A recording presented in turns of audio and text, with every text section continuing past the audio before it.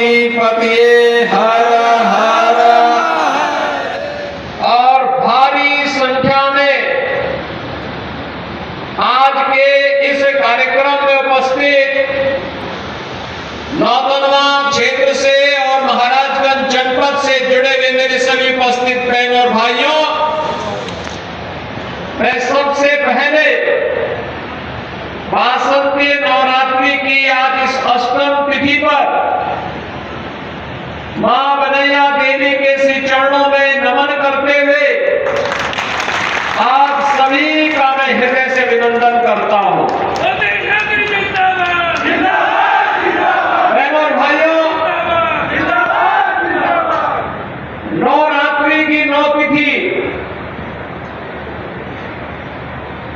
वासंतीय नवरात्रि और शारदीय नवरात्रि के रूप में वर्ष में 2 बार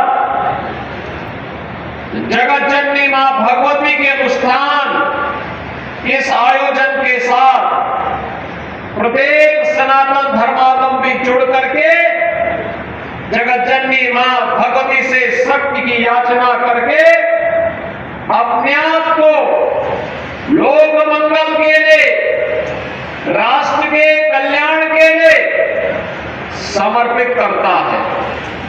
और आज मेरा सौभाग्य है इस अवसर पर आप सभी जनता जनार्दन को इससे लाभान्वित होने वाले 16,000 अन्नदाता किसानों को 5400 से अधिक हेक्टेयर की उस पावन धरा को जो इस रोहिन नदी के बैराज के बनने के बाद यहां पर अब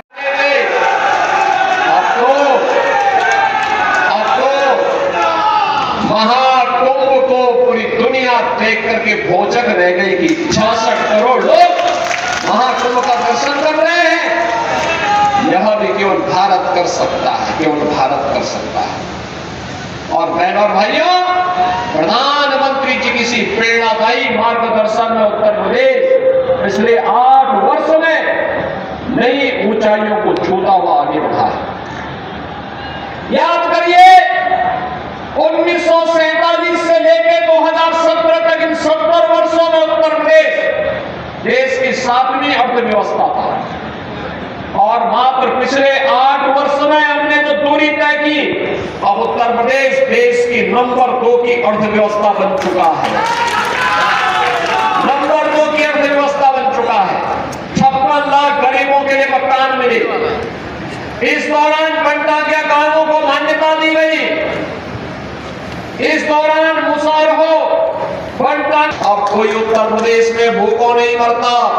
25 करोड़ की आबादी में 15 करोड़ से अधिक लोगों को हर महीने फ्री में राशन की सुविधा का लाभ भी दिया जा रहा है और 10 करोड़ लोगों को आयुष्मान भारत और मुख्यमंत्री आयुष्मान भारत योजना के अंतर्गत उन्हें 5 लाख रुपए की स्वास्थ्य बीमा की सुविधा भी उपलब्ध करवाई जा रही है। उत्तर प्रदेश के अंदर नौजवान के लिए रोजगार की व्यवस्था, कमाई के लिए रोजगार, अच्छी शिक्षा हो इसके लिए पढ़ाई की उत्तम व्यवस्था, बेटी की सुरक्षा, व्यापारी के सम्मान और अन्नदाता किसानों की खुशहाली के लिए ये डबल इंजन की सरकार पूरी मजबूती के साथ काम कर रही है। ये रोहित बैराज उसी का एक मूर्त रूप है, मूर्त रूप है। यहां पे भी बोलने थे आके माननीय विधायक जी भी और माननीय केंद्रीय मंत्री जी भी वर्षों से, 20 वर्षों से, 25 वर्षों से इंतजार था लोगों को। परसों ही देश की संसद में वक्फ बोर्ड संशोधन अधिनियम पारित किया है।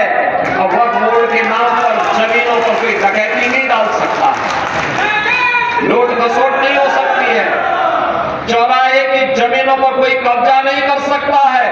अब सार्वजनिक संपत्ति जो भी होगी, जो राजस्व की भूमि होगी, उसका उपयोग विद्यालय बनाने में, चिकित्सालय बनाने में, कॉलेज बनाने में, मेडिकल कॉलेज बनाने में, ऐसे बैराज बनाने में, गरीबों के लिए आवास बनाने में ही उसका उपयोग होगा।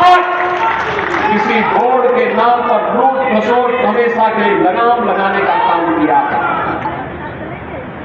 वक्फ बोर्ड संशोधन अधिनियम पारित होने के कारण अब ये मनमानेपन पर लगाम लगेगी। मैं इसके लिए प्रधानमंत्री मोदी जी का, गृह मंत्री अमित शाह जी का हृदय से आभार व्यक्त करता हूं, क्योंकि उत्तर प्रदेश में भी लाखों एकड़ लैंड वक्फ बोर्ड के नाम पर नाजायज तरीके से कब्जा करने का काम हुआ था। इसमें किसी गरीब का कल्याण नहीं हो रहा था, चंद लोगों के लूट का एक माध्यम बन गया था। इस लूट पर और मैं भी यहां के विधायक जी से कह रहा था, जिला प्रशासन से भी कह रहा था, इसके आसपास पूरी बहुत अच्छी वाटर बॉडी बनेगी। वाटर बॉडी बनने का मतलब अब यहां के माध्यम से आसानी से यहां पे रेस्टोरेंट बन करके लोग पर्यटन के लिए, नौकायन के लिए भी यहां आ सकते हैं। बहुत अच्छा एक कार्यक्रम यहां पे होगा, अनावश्यक बाढ़ से बचाव भी होगी, रेस्टोरेंट बनेंगे, नए रोजगार की सृजन हो सकते हैं, नौकायन का आनंद लिया जा सकता है। कोई घर में अतिथि आया, उसको घुमाने के लिए लेकर के आओ बॉर्डर क्षेत्र के इस पूरे क्षेत्र में, और जब पानी की आवश्यकता होगी तब रोहित बैराज आपको यहां पर जल उपलब्ध करवाने का मुझे याद है इसी महाराजगंज में महानाला के कारण सैकड़ों हेक्टेयर लैंड जलमग्न होती थी, गांव के गांव डूब जाते थे। कभी वन विभाग सहयोग नहीं करता था, कभी सिंचाई विभाग सहयोग नहीं करता था। जब मेरे पास ये मामला आया, मैंने दोनों विभागों को बिठाया। मैंने कहा देखो, सरकार का मतलब होता है कि ना शब्द नहीं होना चाहिए, और इसलिए इसका समाधान होना है। और आज उसका समाधान हो गया। अभी सारे गांव जल प्लावन से बच गए हैं।